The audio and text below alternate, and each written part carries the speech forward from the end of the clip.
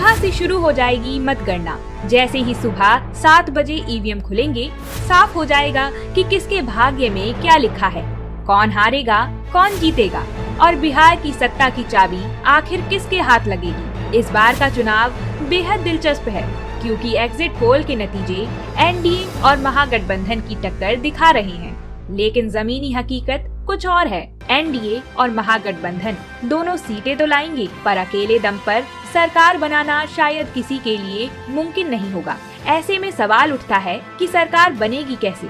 दरअसल बिहार की सत्ता की चाबी इस बार 3 नेताओं के हाथों में मानी जा रही है। बहुजन समाज पार्टी की सुप्रीमो बहन कुमारी मायावती, असदुद्दीन ओवैसी और आजाद समाज पार्टी के चीफ चंद्रशेखर आजाद, तीनों ने बिहार चुनाव में अपने अपने स्तर पर मजबूत उपस्थिति दर्ज कराई है। बीएसपी की बात करें तो पार्टी कैमूर, रामगढ़, सासाराम जैसी सीटों पर मजबूत स्थिति में है। अनुमान है कि बीएसपी इस बार 4 से 7 सीटों तक जीत सकती है। वहीं ओवैसी की पार्टी सीमांचल के मुस्लिम बहुल इलाकों में प्रभावशाली साबित हो रही है। दरभंगा, जाले, सिवान, गोपालगंज, महवा और मुंगेर जैसी सीटों पर पार्टी को मजबूत माना जा रहा है।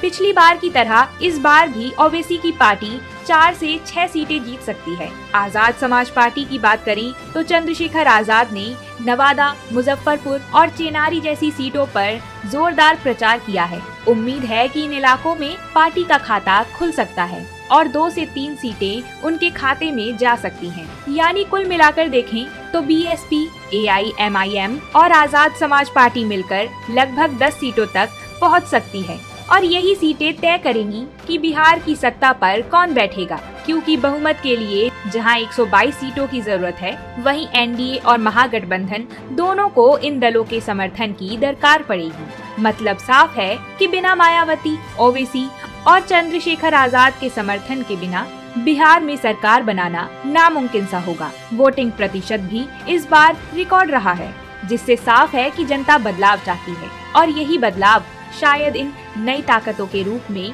सामने आएगा। अब नजरें कल सुबह 7 बजे पर हैं, जब ईवीएम खुलेंगे और तय होगा कि बिहार का ताज किसके सर सजेगा। क्या है आप सभी की राय? कौन जीतेगा बिहार की सत्ता? हमें कमेंट बॉक्स में लिखकर जरूर बताएं और ऐसी ही दुनिया भर की खबरों को सुनने के लिए सब्सक्राइब करें हमारा चैनल।